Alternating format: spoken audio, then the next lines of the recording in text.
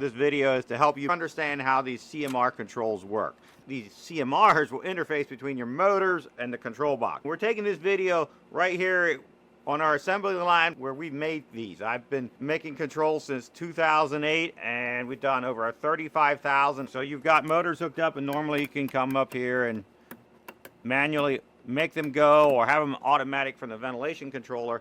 If one of them doesn't work, the first thing you do is you come up and check if it says manual or auto. Make sure that it works in manual. Put it in manual, then go open or closed. And when you do that, I'll show you these little indicator lights. It's red for the one direction, green for the other, and that's true for each one of these.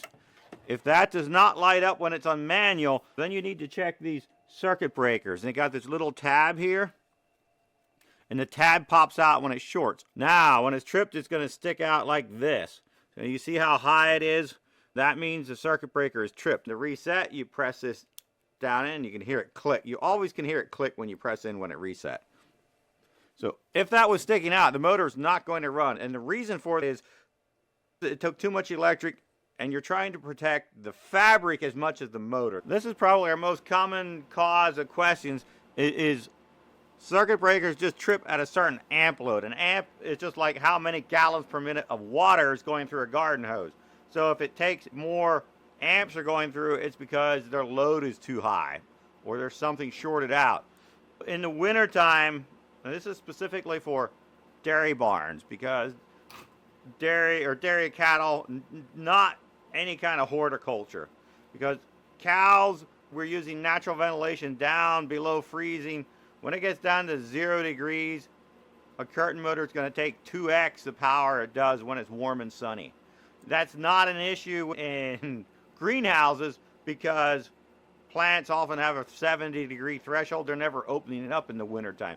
But our cows get air all winter long, and we got to be aware of how much more power they can take in the wintertime. If we make the circuit breaker too small, we can get random nuisance tripping when it's super cold. The counter side is if you get a bird's nest and you get this hunk of twigs and hay and who knows what else, the curtain will roll up and get to the top too soon, and just depending how the tension goes on the fabric, it can rip it from having too large of a circuit breaker. Not like just a one size fits all. There's always these little caveats.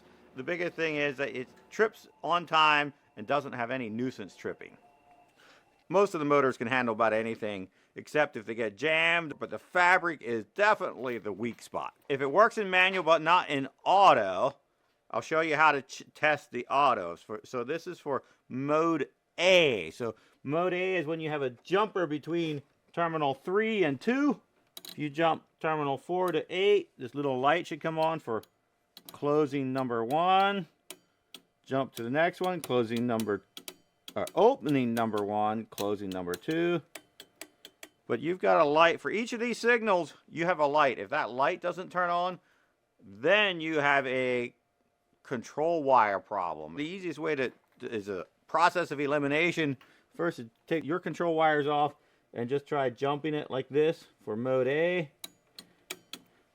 If you have mode B, which is, you have to read the documentation to understand it, that's without this jumper.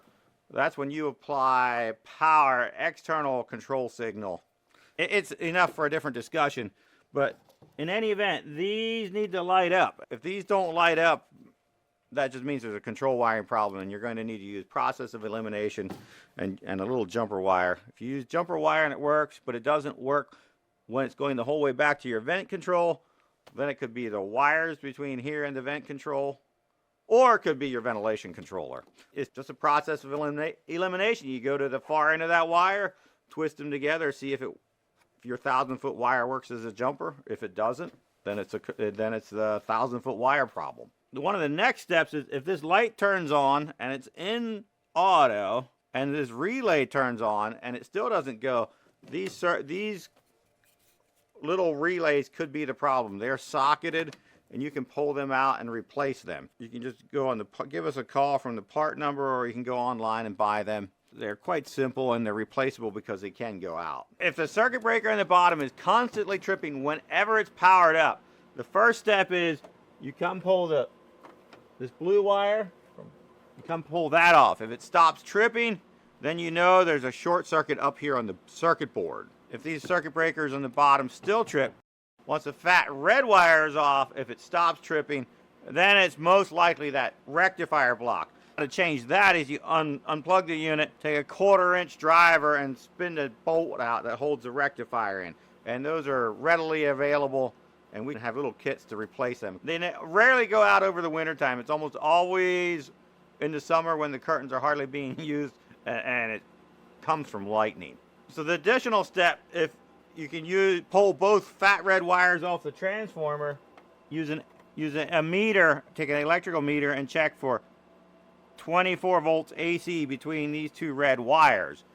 If you have voltage there, your transformer is good. If there's no voltage there, then you got to go put your meter to 120 volts and check if you have power going into the transformer. 120 or 240, depending whatever you're powering it with. Technical issues like this should not keep you up at night. That's why we make these videos, so you can understand them. If you build at least 100 curtain systems per year, we would enjoy talking to you to figure out what your pain points are and see if there's any improvements you could be doing to make your life easier and more productive with less service calls. Head over to our website at AutoVentLLC.com or call us on our shop line at 610-987-0488, which is actually in the room right here where we're taking this video. If you look around, this is the tools and the equipment we use to make these boxes for you.